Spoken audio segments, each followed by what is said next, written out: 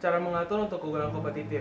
Desain organisasi adalah proses menciptakan, pelaksanaan, pemantauan, dan memodifikasi struktur, proses, dan prosedur organisasi. Komponen utama dari desain organisasi adalah struktur, budaya, dan kontrol. Tujuannya adalah untuk merancang sebuah organisasi yang memungkinkan manajer untuk secara efektif menerjemahkan strategi yang mereka pilih menjadi salah satu dan mereka menyadarinya. Dengan merumuskan strategi yang efektif, membuat kondisi menjadi yang diperlukan, tetapi hal itu tidak cukup untuk mendapatkan dan mempertahankan keunggulan kompetitif. Beberapa berpendapat bahwa eksekusi strategi adalah lebih penting. Seringkali manajer melakukan pekerjaan yang baik menganalisis lingkungan internal dan eksternal perusahaan untuk merumuskan bisnis yang menjanjikan. Perusahaan dan strategi global, tetapi kemudian gagal untuk melaksanakan strategi yang dipilih berhasil. Itulah mengapa beberapa sarjana menyebutnya pelaksanaan sebagai keunggulan strategi. Seperti contoh, Yahoo co-founder dan CEO Jerry Yang digulingkan pada tahun 2008 karena ia gagal untuk menerapkan perubahan strategis yang diperlukan setelah Yahoo kehilangan keunggulan kompetitif. Dalam 2 tahun menjelang keluarnya, Yahoo kehilangan lebih dari 75% dari nilai pasar. Kegagalan Jerry Yang untuk membuat perubahan yang diperlukan untuk struktur organisasi perusahaan internet tidak hanya menyebabkan kerusakan miliaran nilai pemegang saham dan ribuan PHK, tetapi juga biaya dia pekerjaannya dan juga biaya lain-lainnya. Pada 2012, mantan eksekutif Google, Marissa Mayer, ditunjuk sebagai presiden dan CEO dari Yahoo. Upaya dari Miss Mayer di Yahoo memfokuskan untuk meningkatkan pengalaman dari pengguna tersebut sehingga mendorong pendapatan dari nilai iklan online. Lalu ada inersia organisasi dan kegagalan perusahaan yang didirikan. Dalam kenyataannya, strategi perusahaan sering mengikuti struktur. Reversal berarti bahwa beberapa manajer hanya mempertimbangkan strategi yang tidak merubah struktur organisasi yang ada. Mereka tidak ingin menghadapi inersia yang sering ada di organisasi yang mereka dirikan. Jadi inersia ini melakukan perlawanan perusahaan untuk mengubah status quo dan dapat mengatur untuk kegagalan berikutnya dalam perusahaan tersebut.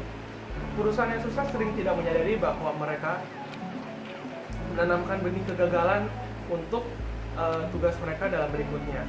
Mereka hanya mengoptimalkan struktur organisasi mereka untuk situasi yang ada sekarang saja.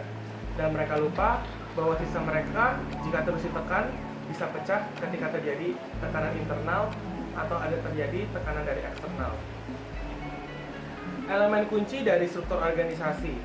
Beberapa keputusan penting manajer yang harus dibuat ketika merancang organisasi yang efektif berhubungan dengan struktur organisasi perusahaan. Struktur ini yang menentukan bagaimana upaya kerja individu dan tim diatur bagaimana sumber daya distribusikan. Secara khusus, struktur organisasi mendefinisikan bagaimana pekerjaan dan tugas-tugas dibagi dan juga terintegrasi. Hal ini pun menggambarkan bahwa hubungan pelaporan dari atas dan ke bawah secara hierarki dan mendefinisikan saluran komunikasi formal, dan yang terpenting adalah menjelaskan bagaimana individu dan tim koordinasi usaha mereka kerja dalam mereka melakukan pekerjaan tersebut. Yang terutama dari struktur organisasi adalah spesialisasi, formalisasi, sentralisasi, dan hierarki. Spesialisasi menggambarkan sejauh mana tugas yang ada dibagi menjadi pekerjaan yang terpisah. Jadi maksudnya di sini adalah pembagian kerja yang dibagi kepada karyawan-karyawan yang ada. Seperti perusahaan Fortune 100, mereka cenderung memiliki tingkat tinggi spesialisasi. Usaha-usahaan yang lebih kecil justru cenderung memiliki tingkat rendah dalam spesialisasi. Lalu ada formalisasi, menangkap sejauh mana perilaku karyawan dalam menerima aturan yang eksplisit dan dikodifikasi strict by dan juga prosedur. Struktur formal ditandai dengan aturan tertulis rinci dan kebijakan apa yang harus dilakukan dalam situasi tertentu.